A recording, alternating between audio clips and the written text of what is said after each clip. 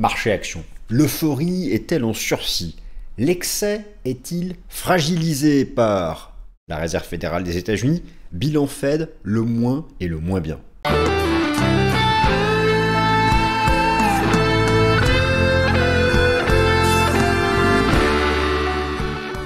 Chers amis, suivez chaque matin mes analyses publiées sur le profil Swissquote du site TradingView, une analyse par jour sur toutes les classes d'actifs. Et enfin, je vous rappelle que le contenu de cette vidéo ne constitue en aucun cas un conseil financier. Le contenu de cette vidéo ne constitue en aucun cas un conseil financier. Merci à tous. Chers amis, je suis ravi de vous retrouver pour cette nouvelle édition du Top Gun, alors que la Réserve fédérale a soufflé le chaud, et le très chaud même, mais aussi le froid. La décision de politique monétaire de la semaine dernière est passionnante, à un moment où, vous le savez, le S&P 500 évolue sur ses records historiques.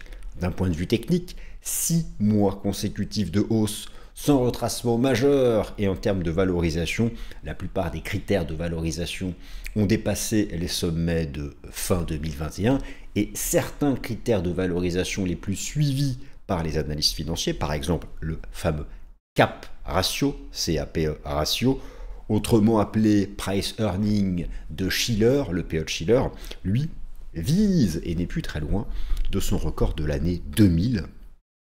Il est à 2-3 points de son record de l'année 2000.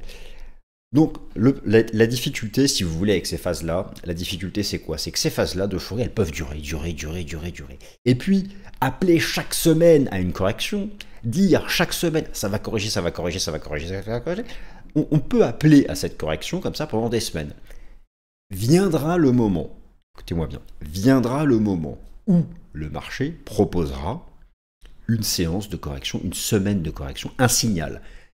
Dans ces phases d'euphorie, la tendance se relance. Mais vient le moment où elle se retourne, et cette fois-ci, la certitude est acquise que le marché empilera les baisses, entrera dans un retracement. Tout ça pour dire qu'il ne faut pas mettre la charrue avant les bœufs, il ne faut pas l'anticiper et crier au loup chaque jour, mais avoir conscience que nous sommes dans une phase d'euphorie, à la fois sur le plan technique et sur le plan fondamental, et qu'il faut être extrêmement prudent et être à l'écoute d'une séance qui donnerait le point de départ de cette phase de retracement. Alors, la Fed, c'était, première chose positive, la fin du programme de Quantitative Tightening, le fameux QT.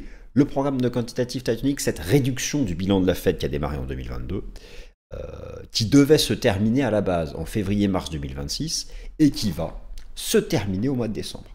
Ça, c'est une chose, et donc la mise à plat du bilan de la Fed, c'est un apport de liquidité, mais est-ce suffisant? Si vous voulez apporter de la liquidité quand le marché est tout en bas, on peut avoir un scénario évident de reprise. Apporter de la liquidité lorsqu'on est à mi-parcours, lorsqu'on vise des records déjà connus, on peut avoir une conviction forte que cette fin de quantitative tightening, donc cet apport de liquidité au marché, ou en tout cas la fin du retrait des liquidités, d'un point de vue de la politique monétaire non conventionnelle, peut permettre de viser ce record. Mais lorsque cette fin de QT, vous allez voir, je vais vous montrer dans cette vidéo les différentes phases dans l'histoire du S&P 500 où le QT s'est terminé et quel impact cela a eu sur le marché. Oui, l'impact a été bullish, vous allez voir, mais les conditions de marché étaient différentes. Oui, l'impact a été bullish sur le S&P 500 en 2012, en 2019, lorsque le QT se termina, mais le marché n'en était pas au même point, ni technique, ni fondamental. Alors, dans cette nouvelle édition du Top Gun, nous allons faire un certain nombre de choses. Première partie, donc, je fais un bilan rapide, mais de ce qu'il faut retenir de cette Réserve fédérale des États-Unis. Je vous dis, le moins bien, le bien, le moins bien, le chaud, le froid. Le chaud, c'est la fin du QT. Le moins bien, c'est il n'y a pas eu de point de départ d'un cycle baissier des taux d'intérêt. Les dissensions au sein du FOMC, rappelez-vous, le FOMC, les 12 membres votants. Dans le FOMC, la semaine dernière, il y en a un qui a voté pour 50 points de base de baisse de taux, Stephen Miron, récemment parachuté par Trump, sans surprise. Il y en a deux autres qui ont voté pour un statu quo. Vous imaginez, statu quo 50 BP de baisse. Pas pareil. Donc, Jérôme Powell a émis une alerte. Il a émis un warning. La réunion de décembre, rien n'est acquis. La probabilité que la Fed baisse ses taux en décembre avant était de 90%. Là, la probabilité d'un statu quo est de 70%. Donc le chaud et le froid. Le chaud, le rassurant, la fin du chuté. La douche froide, l'incertitude sur décembre. Et la Fed a passé un message politique aussi. Ce fameux shutdown, toutes ces statistiques qui sont en retard. La Fed a besoin de se nourrir de ces statistiques officielles. En clair, il faut que ça se termine. La Fed a besoin de l'inflation PCE. La Fed a besoin des chiffres du chômage officiel, de la BLS, ministère américain du travail. Oui, un CPI a été publié, mais c'est pas pareil. Il faut du PCE pour continuer d'évoluer d'un point de vue comptable, parce que le PCE sont des données comptables. Évoluer d'un point de vue comptable, si les tarifs douaniers provoquent une seconde vague d'inflation, pour l'instant, il n'y a pas de seconde vague d'inflation. Ça maintient l'inflation, un régime à un cran au-dessus de la cible de la Fed. D'ailleurs, dans le FOMC, certains disent, avec l'inflation actuelle, on ne veut plus d'autres baisses de taux. Bon. Donc, il y a eu quand même énormément de choses, même s'il n'y a pas eu de mise à jour des projections macroéconomiques, mais ça relance le suspense, ça redonne du goût, de la saveur aux prochains chiffres qu'ils font publier, rien n'est fait. Et ça redonne de l'importance à la publication en retard de tous ces chiffres du fait du shutdown, qui sont en attente de publication, ça va redonner de la saveur, ça va leur redonner de l'importance. Bon.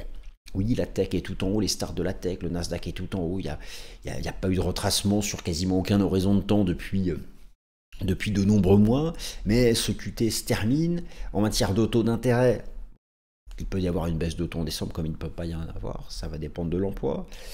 Bon, les indicateurs temps réel d'inflation montrent qu'on est certes un cran au-dessus de la cible de la Fed, mais pas non plus en vague d'inflation. Vous voyez un peu, tout ça joue. Tout ça joue.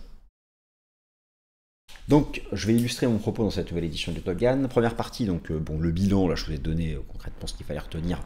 Pour l'essentiel, retenez donc point 1, fin du QT en décembre 2025. Point 2, les dissensions au sein du FOMC et le warning quant à la réunion de décembre. Ça c'est majeur. Ensuite, donc je vais quand même illustrer cela. Deuxième partie, justement, cette fin du programme de quantitative tightening. Je la chiffre. Je l'illustre, on regarde dans l'histoire l'impact que ça peut avoir sur les actifs risqués en bourse. Ensuite, nous sommes en novembre. En fait, c'est pas évident. Si vous voulez, si le contexte technique avait été différent et fondamental, s'il n'y avait pas eu un S&P 500 aussi élevé d'un point de vue technique, sans retracement, un marché boursier, même haussier, doit alterner les impulsions et les retracements. Là, il n'y a pas eu de retracement au mensuel. Ça fait 6 mois. Regardez votre graphique mensuel du S&P 500. 6 mois consécutifs de hausse. La valo est tout en haut. Enfin, pour la tech en tout cas. Pour la tech, vous le savez, pas pour la profondeur du marché.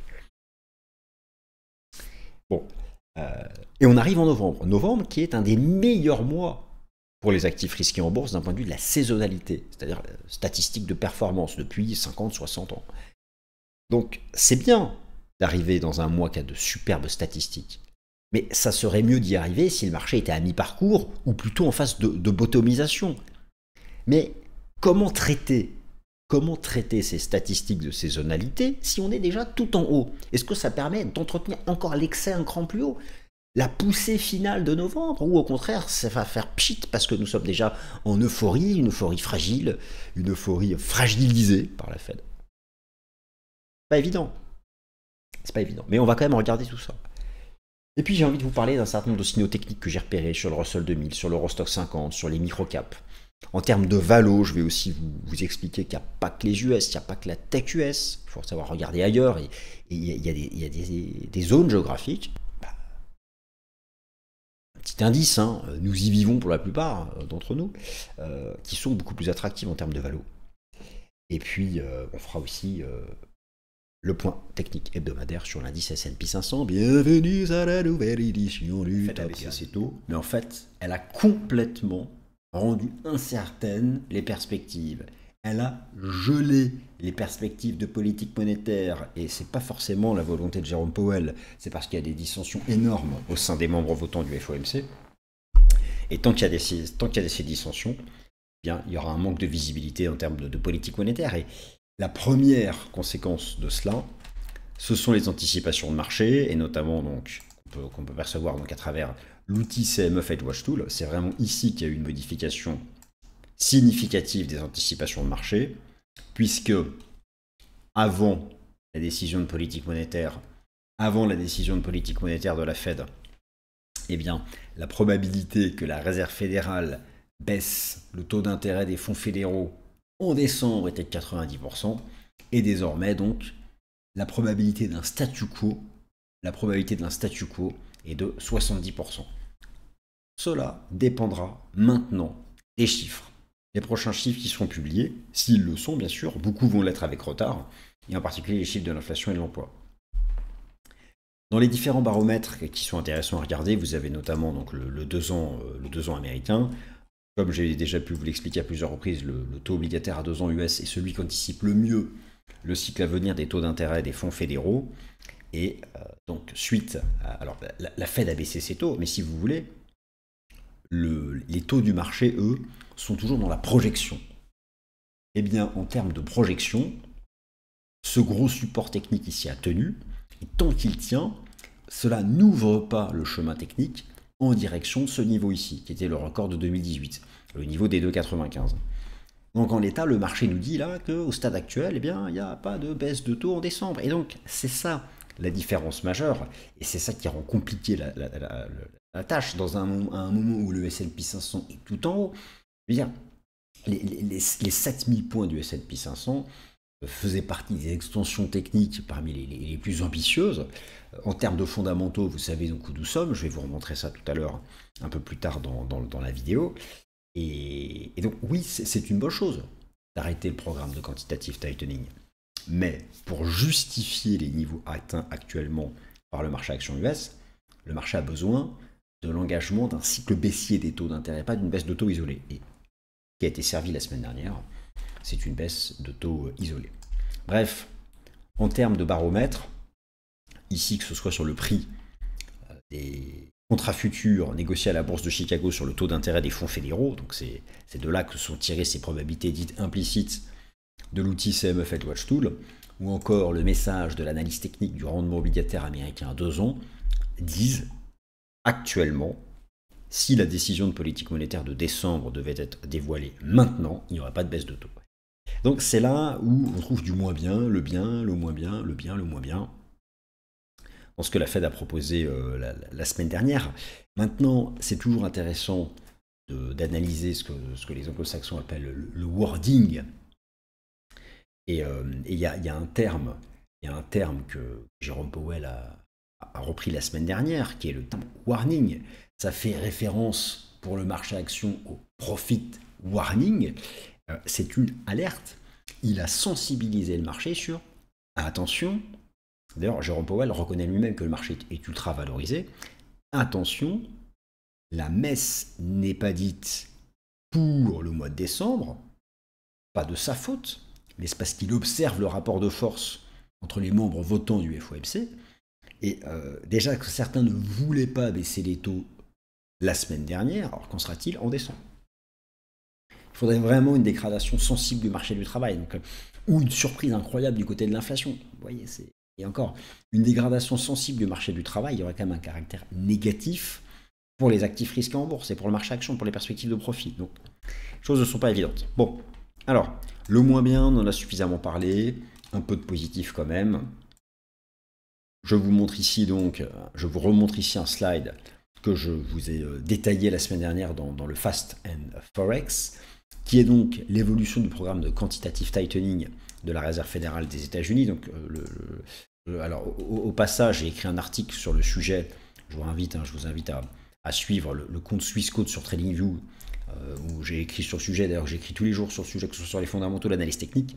Suivez ce compte Swissquote sur TradingView. Enfin, si vous vous intéressez à ce que je vous propose, si ça ne vous intéresse pas, c'est pas la peine. Bon, le bilan de la Fed. Alors bon, là, attention, c'est pas à jour. TradingView a un peu de retard, mais le taux est tombé à 4, enfin dans la fourchette 3,75-4. Le positif, c'est ça. Le bilan de la Fed. Alors, le bilan de la Fed, qui est représenté ici par la courbe en bleu, donc totalité en fait des actifs financiers que la Fed a achetés sur le marché, bon, essentiellement des obligations, Ce bilan, sa taille est passée de 9 trillions de dollars à 6,5 trillions de dollars depuis 2022. C'est ça ce qu'on appelle le quantitative tightening. La Fed, la semaine dernière, Jérôme Powell, il y avait du positif. Le positif, c'est ça. Cette courbe bleue va se mettre à plat. Cette courbe bleue va se mettre à plat à partir du mois de décembre. Alors en soi, là où c'est positif, c'est qu'à la base, les anticipations, c'était davantage à partir de février et mars 2026. Donc déjà, là, c'est du positif. Et vous le savez, le bilan de la Fed, lorsqu'on établit un indice de liquidité global, le bilan des banques centrales entre en jeu, et en particulier ici, le bilan de la Fed. La Fed va donc cesser de retirer des liquidités et même ouvre le chemin, ouvre la fenêtre, ouvre la porte, comme vous voulez, à, si les conditions l'exigent, réaugmenter son bilan. Tout ça a été dit la semaine dernière. Donc ce programme de quantitative tightening, il avait commencé en 2022 et il a eu donc une évolution mensuelle. Dans un premier temps, il a accéléré jusqu'à 60 milliards par mois de retrait de liquidité.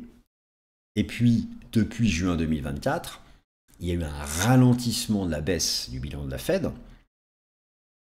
En juin dernier, 35 milliards par mois, et désormais, donc à partir de décembre, cela passera donc à zéro. Donc ça, c'est du positif. Et cet arrêt du QT à partir de décembre 2025, est-ce qu'on peut considérer que c'est suffisant pour entretenir un marché? C'est ce dont je vous parlais en introduction. Il y a un phénomène monétaire qui est l'arrêt du QT. Et il y a le moment où il intervient, le contexte technique et fondamental. Un arrêt de programme de quantitative tightening, si on est dans un marché correctif depuis plusieurs mois, si on est à mi-parcours, en reprise, en retracement, clairement c'est un argument pour aller plus haut. Maintenant, que se passe-t-il lorsque un programme de quantitative tightening s'arrête, mais que le marché est déjà tout en haut sur le plan technique et tout en haut sur le plan des fondamentaux, sur le plan de la valorisation, en particulier les valeurs de la tech? C'est la question qu'on peut se poser. Alors, regardons déjà factuellement quelques exemples du passé. Dans ce tableau, vous avez beaucoup d'informations. Vous avez donc l'alternance entre les programmes de quantitative easing et de quantitative tightening. La première fois que le QT s'est arrêté, ce fut en septembre 2012. Alors attention, c'est pas vrai. C'est pas vrai. En réalité, la Fed avait engagé, donc depuis la crise financière de 2008, un programme de quantitative easing, le QE1, le QE2. À partir de 2011, il y a eu un ralentissement du QE2. La Fed a ralenti ses achats. Et en fait, pourquoi est-ce que je considère que septembre 2012 est une fin de QT? C'est parce qu'à partir de septembre 2012, elle a lancé le QE3, elle a réaccéléré ses achats d'actifs.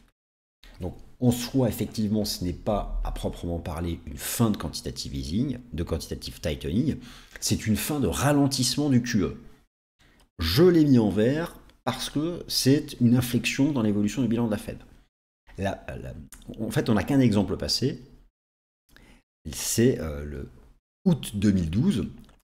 Août 2012, où là, vous avez eu la fin donc d'un premier cycle de quantitative tightening qui a eu lieu de octobre 2017 à octobre 2019. Réduction du bilan de la Fed. Et cette réduction du bilan de la Fed s'est donc terminée en août 2019. Donc là, vous avez ici, donc vous en avez ici l'illustration. Regardez bien, août 2019. Donc c'est ici, et donc il y a cet exemple de 2012 que je vous ai donné, qui en fait était ici plutôt une mise à plat, un ralentissement des achats. Bon, c'était un mini QT si vous voulez. Donc vous avez ces exemples-là, ce premier exemple ici de fin de QT, cet exemple ici de fin de QT. Alors attention, regardez bien, il y a deux choses qui sont différentes. Ici vous aviez eu une fin de QT, très rapidement suivie par une reprise du quantitative easing. Ce fut le QE3. Ici, vous avez eu une fin de QT, rapidement suivie par un quantitative easing, mais c'était la crise sanitaire. Que se serait-il passé s'il n'y avait pas eu la crise sanitaire? La courbe se serait peut-être simplement mise à plat. Là, nous allons donc avoir à partir de décembre une fin de QT. Oui, la Fed a dit que potentiellement elle pourrait réacheter des actifs, mais pour avoir un événement de ce type-là, comme ce fut à l'époque le QE3, ou le programme d'achat d'actifs lié à la crise sanitaire, il faut un fondamental qui le déclenche. Et dans un premier temps, si ce fondamental est archi négatif, ça fait dropper le marché. Donc tout ça pour dire que la fin du QT là est une bonne chose. Et d'ailleurs, voilà exactement sur ce graphique, j'ai positionné sur ce graphique 3 lignes verticales vertes. Ces lignes verticales vertes croisent le SP500 et le Bitcoin. Pourquoi j'ai mis le Bitcoin alors qu'on fout complètement du Bitcoin dans cette émission? C'est parce que c'est le summum du risque. Je vais mettre ces deux actifs dans la catégorie des actifs risqués en bourse. Première fin du QT, effectivement, ça a coïncidé avec une phase d'expansion assez longue du S&P 500, qui était ici en bleu. À la différence près que nous étions dans une phase loin d'être une phase euphorique. Deuxième arrêt du QT en août 2019, où ça a permis d'avoir une extension de la hausse. Ça ici, ce fut la chute de la crise sanitaire, et donc la reprise derrière. Donc ça, on peut considérer que c'est une anomalie, mais ce fut le départ d'une phase bullish. Mais nous n'étions pas en euphorie verticale. Là, la fin du QT, elle intervient ici. Regardez bien la différence. Le S&P 500 est ici en bleu. Regardez bien la différence de contexte technique, déjà. Le contexte technique n'est pas le même.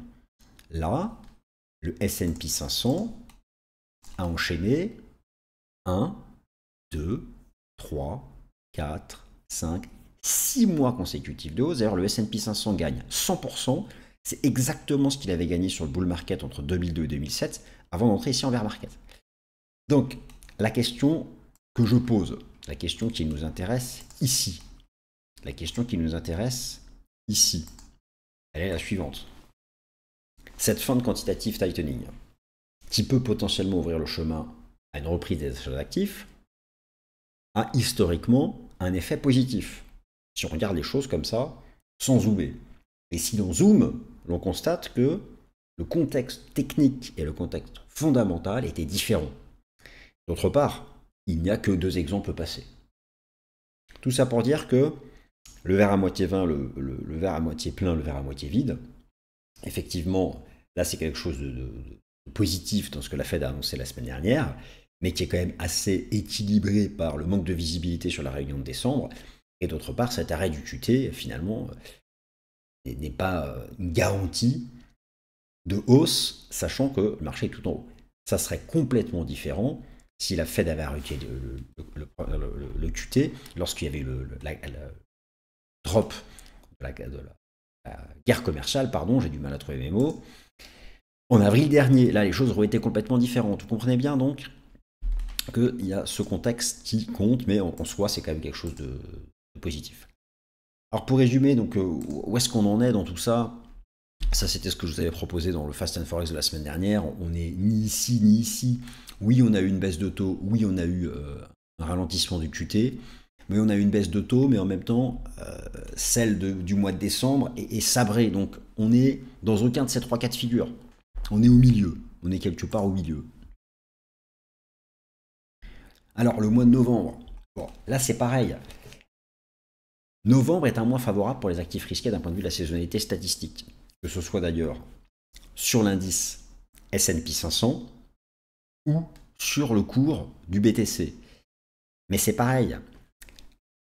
Ces statistiques de saisonnalité interviennent dans un contexte qui est différent, qui est le fait que le S&P 500 a fait 6 mois consécutifs de hausse, qu'il est très cher sur le plan des fondamentaux. Est-ce que ces statistiques peuvent s'exprimer, sachant qu'en général, la période qui va de novembre à avril est favorable, mais quand la période précédente là, a été défavorable. Et là, nous, la période précédente a été largement favorable. Donc c'est là en fait où ces statistiques de saisonnalité peuvent avoir des limites. Alors je voulais vous montrer rapidement quelques signaux techniques, parce qu'il n'y a pas que le S&P 500, et quelques signaux techniques que je mets sur haute surveillance. Tout d'abord, le Russell 2000, les small limit cap US. Donc, alors là, il faut vraiment le surveiller de près, parce qu'ici, regardez, vous aviez eu à l'époque, en novembre 2021, la fin du cycle précédent, une tentative de breakout, un bull trap, une divergence, on était rentré en bear market. Là, le marché semble avoir réalisé une cassure technique haussière. il peut y avoir ici l'esprit d'une petite dive, mais attention, c'est pas, elle est très courte pour le moment. Mais si vous voulez, pour le Russell 2000, il faut absolument éviter, ça c'est un signal positif, il faut absolument éviter une réintégration de ce niveau. Réintégrer ce niveau sur le Russell 2000 serait quand même un signal, serait un signal négatif. De la même façon, sur les microcaps US, hyper sensibles à la liquidité, eh bien, les microcaps US ont rejoint donc leur record ici, qui est le record du cycle précédent, de fin 2021, mais n'ont pas été en mesure de dépasser cette résistance parce que justement, il n'y a pas de visibilité sur la suite du cycle des taux d'intérêt. Ces valeurs-là, elles ont besoin de voir des coûts de financement diminuer. C'est small et c'est mid-cap.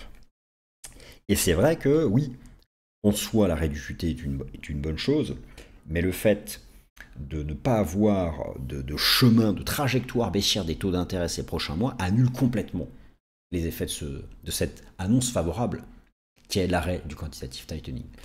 Donc vraiment, c'est inconfortable la situation monétaire dans laquelle nous sommes maintenant, parce que c'est pas visible, il y a du moins, il y a du moins bien, il y a du positif, il y a du négatif, et dans le contexte actuel du marché, c'est pas évident. On a du positif, du négatif, avec un S&P 500 qui est tout en haut, et des small et des mid-cap US qui sont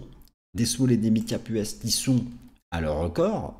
Et donc c'est à la fois positif pour s'y maintenir, mais pas assez pour dépasser. Il y a du négatif, mais aussi du... Donc, vous comprenez, la situation est compliquée. Alors dans cette situation compliquée, j'ai trouvé quand même un indice, j'ai trouvé... ce sont les actions européennes. C'est vrai qu'on parle beaucoup des actions US. Eh bien, en clôture mensuelle d'octobre, il y a un breakout sur le contrat futur Eurostock 50. Je vous rappelle que le contrat futur Eurostock 50 est le contrat à terme d'indice boursier européen le plus négocié en Europe. Là, il y a un breakout.